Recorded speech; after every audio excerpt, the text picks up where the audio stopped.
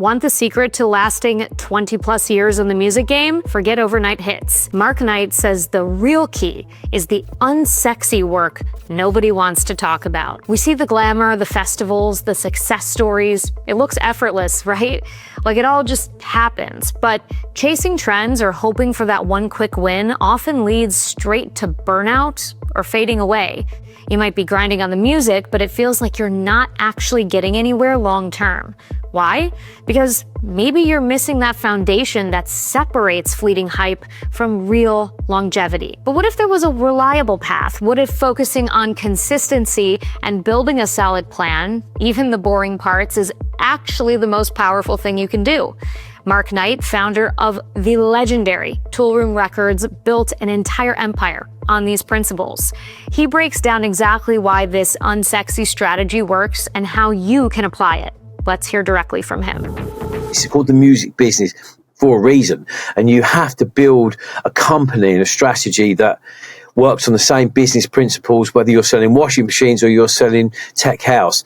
There is a business ethos that runs consistent through that, and you have to have the right people doing the right thing and be prepared to back yourself financially, and be prepared to have a long-term strategy that initially doesn't give you instant gratification financially. I mean, for the first 3 years, everything I earned, whether I was DJing or royalties, whatever, all went back in the pot and paid the staff, paid the people. So it was like I backed myself. And now we're in a different stratosphere. But unless I did that, I was like, well, look, it doesn't matter if I've got to go to Russia to earn $2,000. That pays for everyone's salary for the next month. It backs myself. So I think you have to go into it with that as an understanding that you are building a business that sells music. It can't just be all sort of artistically driven. Yes, it has to, of course, it has to have that, but it has to be mirrored with the right business principles that afford it an opportunity and a chance to survive. Otherwise, it's all airy-fairy. Oh, let's do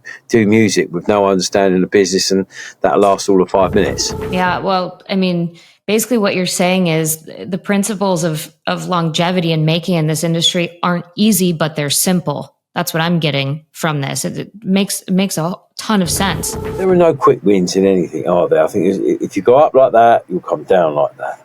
The trick is to just take small steps up, but always be going upwards. Always be going. Don't try and change the world overnight. Have a plan, have a vision of what you can do. Be realistic, be aspirational, but be underpin it with some realism. So, look, in a year's time, I want to be here. Now it's going to take me a year to get there. What are the small steps I need to make in that year that are consistent, that allows me to always, it might be one step forward this month, but at least one step forward. We're taking no steps backwards. That's the thing that frightens me. I've never taken a step backwards, ever. I don't think in my career, financially, in the record, there might not be huge leaps, but they're always steps forward. It's always better to underpin it with positivity going forward than having to deal with those peaks and troughs. I think that's a big part of the problem in our music industry is mental wellness, mental wellness and health, because we get these huge ups and downs. I just don't have that. I just go along and just keep stepping forward, small steps forward, but small steps every single day. And I think if you plot that out as a strategy and you write out, black and white, you look at it and go, right, this is what I'm going to achieve. And to get to that point, I need consistency, I need integrity, and I need consistency. And those things will give you, a longer and a longevity. They will do. But write out, put it down in black and white, look at the plan, write a plan. And then when things pop up, because they do, opportunities pop up, and they go, does that fit in the plan? As flattering it is, that offer, is it in the plan? No. Okay, so then we don't do it. Is that offering? Oh, that's in the plan, so we'll do that. But, put it down in black and white, because every day creates new opportunities, new problems. But if you have a manifesto, if you have a plan, a strategy, you can always refer back and go, well, that's not in, so I'm not going to do that. And as brilliant as that phone call is, we're just going to say no, because it doesn't fit where we want to go. And that might create an obstacle and send us backwards. But we don't want to go backwards. We want to go forward every single day. So I think, it really, there's no, dark arts or magic science around music. Is a very simple thing. It's a very, very straightforward thing. If you break it down to that and act, accordingly, and have a plan, have a strategy, and then you apply creativity to it, and then bam, away you go. You're singing on all fronts. Yeah, it's unsexy though, which is why so many people don't do it. The strategic plan, nobody wants to talk about strategic plans. No, but strategic plans means you can drive Lamborghinis, do you know? And then it becomes sexy again. So, do you know what I mean? It might seem a bit like actual work, but that's the sort of thing that, you know, the people that are really successful in this industry, you know, they really have a backbone of all of those things.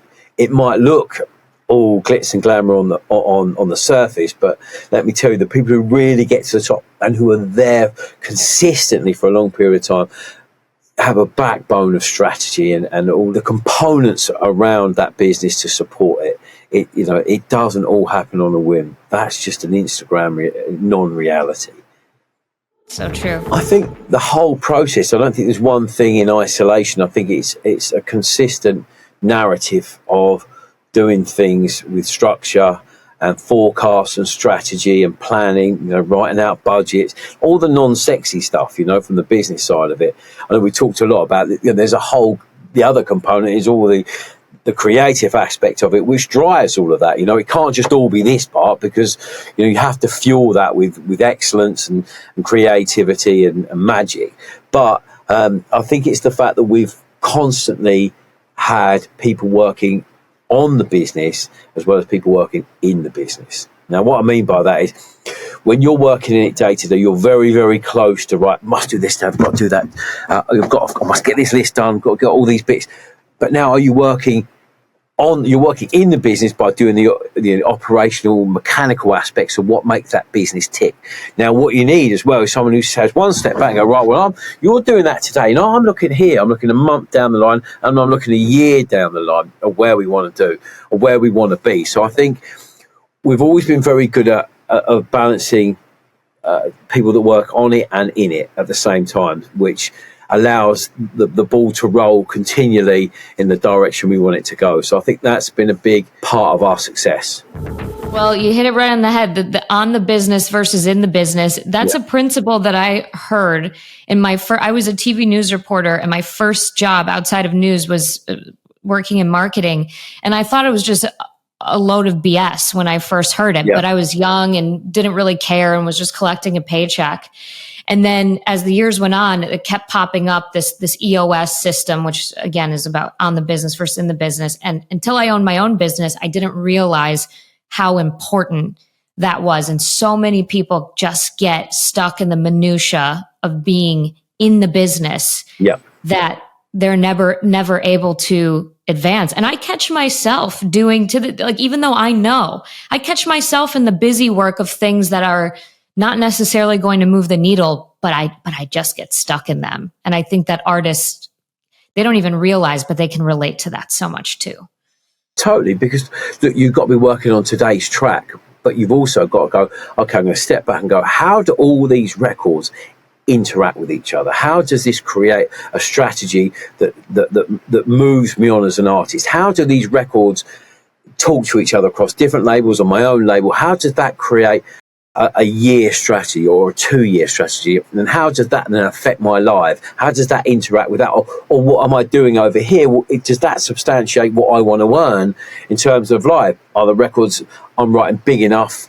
Realize the fees I want to earn from DJing? And so, as well as, you know, you're caught up on finding the best snare to use, you know, you need to go, right, I need to step back and go, how does the narrative of my music create a strategy for me as an artist? So you know, you have to be aware of both. I use flights to do that a lot, you know, when I can get on an 8-hour flight to the States and come off the internet and just look at my calendar and go, okay, how does this year look? How does it look like? Because I can visualize. I'm a very visual person in that respect. You know, I can see things and how it all makes sense and what that then looks like as a year. What would I have achieved in a year? So I think it's good to take those moments away and just disconnect and go, right, let's look at this from a broader perspective and how it all makes sense. All that hard work, you've got to do all those bits. You know, the things you have to do. Unfortunately, like you say, it doesn't move the needle, but collectively it makes a thing. But I think you need to mirror that with having days where you go, right, come out of that let's have a strategy day and see what that looks like as well as.